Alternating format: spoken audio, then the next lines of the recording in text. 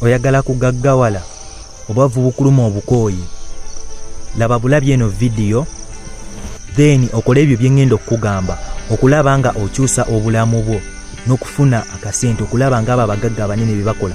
Ngenda kuyisa mitenda ya biki bye bakola ebyo baleetera okubanga bagaggawala. Ebyo bagagga nga abahamu bowulira basudiiru. Nsomye obutabo bungi obukwatagana ku bugagga n'abagagga abo biki bye bakola ebyo ebibafuula ab'enjawulo okulaba nga bafuna ssente, mwe abamu bye mutamanyi n'oluusi abamu bye mugaya, naye nga ate abagagga bye bakola ebyo okulaba nga batuuka ku bugagga obwo obw'amaanyi n'okweyongeramu.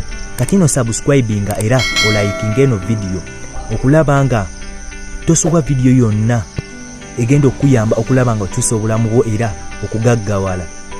Kati olwaleero kye ngenda osooka okukola, ngenda sooka bayisa mu nsonga 3. Njagala muwulirize bino ebintu bikulu nnyo. Njagala omanye ensonga lwaki oli mwavu. Ensonga ze tugenda okusookerako, ensobi ze mukola ezibakumidde mbwavu mweze mutamanyi ze mulina okukyusa, nga sinaba babuulira biki ebyo ebigenda bakyusa oba ebigenda bafuula abagagga bye mulina okukola. Njagala nsooke mbabuulire ensonga lwaki oli mwavu. Ensobi ezo ze mukola okulaba nga okumiddwa mbwavu oba olujegerero obwavu. Ensonga zino nkulu nnyo, njagala oziwulirize olunaku olwaleero ng'oyagala okyusa obulamu bwo. Ensonga esooka, abantu abasinga mu nyooma emirimu.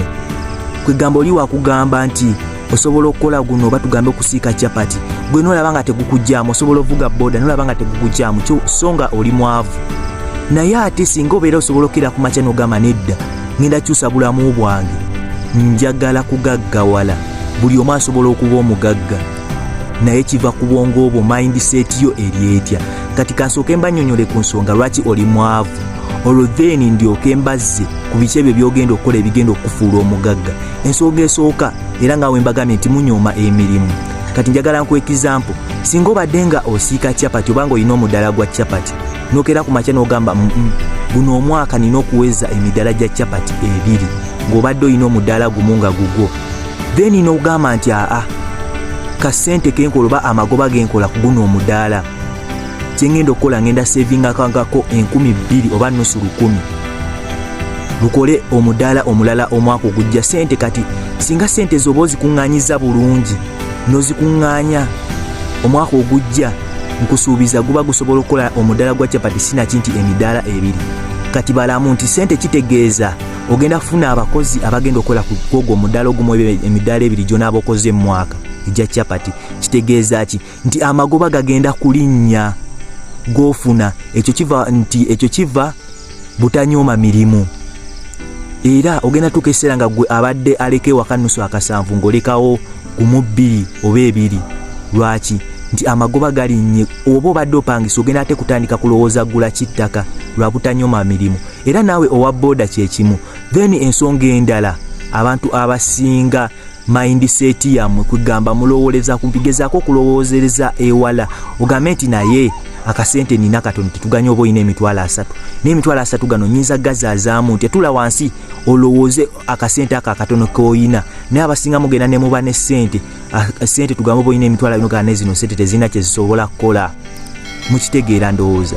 Ekyo kyonna kiva butalowooza kugamba mindset yammwe y'ensonga namba 2 lwaki muli baavu. Gezaako obwongo bwo okubuwa obusobozi ogambe nti naye emitwalo 2 nsobola gizaazaamu ntya, nga togenze kuzannya zaala ogambe nti naye nsobola zizaazaamu ntya ziwere. Woba olina ettaka genda lima egyo emitwalo 2, tandika n'akatono. Mu mwaka gumu oba 2 ng'obadde olima ebirime byo bya nnyaanya, nkulayirira ogenda kuva ku eyo level gy'oliko odde ku level ey'omuntu agenda okugaggawala enkya oba agenda okubeera omugagga w'enkya. Abantu abasinga kwegamba mindset, kwegamba obwongo bwobwo buleetera okubanga bulowooza ekintu ekinene ekisukkako gwe ku kyomanyi nti oluusi muti akutandika onogaa naye capital. Akakati niko olinako oba otandika nako. Ekyo kye bayita obwongo mindset. Tugenze ku nsonga namba 3 lwaki oli mwavu. Omanyi temumanyi lwaki? Kwegamba oyinza okugamba abamu mulowooza babaloga naye ng'oluusi bambi tebakuloga, wabula kiva ku ggwe ng'omuntu. Ensonga namba 3 lwaki kye bayita income and expenditure. Eyo nsonga namba 3, income and expenditure. Kati eno ogenda kwebuza egiramuwa. Singa oba ng'ofuna nusu mutwalo oba ng'ofuna nusu kasanvu kati kale katugereza ofuna nusu mutwalo lunaku n'ogamba nti nyingiza nusu mutwalo nenga ate budget ye y'olunaku eggwera mitwalo 2 kitegeeza ki nti ogenda kuba mwavu okuyitawo ate oba ngambe ofuke na lunkupe obanga ofuna mutwalo income kati expenditure yo gisse wansi ebiranga oba obadde ofuna mutwalo expenditure gizenga ku nusu kanaana oba kasanvu osobola okusevinga 2,000 ezigenda okuyamba omwaka ogujja oba ezigenda okuyamba olunaku olujja nti ofuna mutwalo olunaku kozesako nusu kanaana oba kasanvu saving 2 oba 3 kitegeeza nti ekyo wekikola okumala omwaka mulamba omwaka ogujja oba osobola okubanga wejja mu bwavu obanga ofuna business gy'osobola okukolamu obwo busente bw'ozoosevinga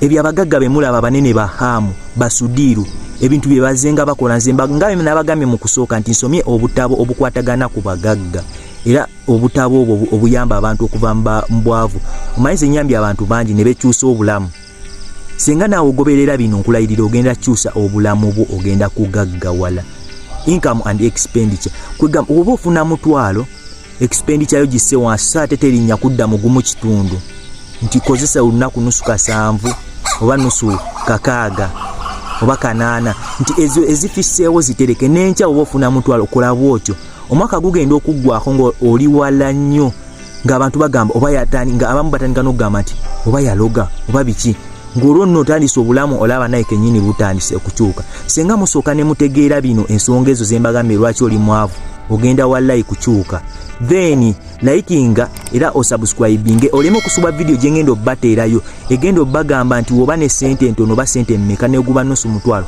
business kyeyo gyoyinza okukola egendo okukujja mu bwavu ogaggawale likinga era osubscribinge oleme okusuba eyo video gye ngendo okuzaayo gye ngendo okuteerako fenna tulina okukyusa obulamu ne senga okola ebyo byenkugambye nsomye obutabo bungi abagagga ntuseko mu bagagga ebintu bye bakola ebyo okulaba nti nga bagagga likinga era osubscribinge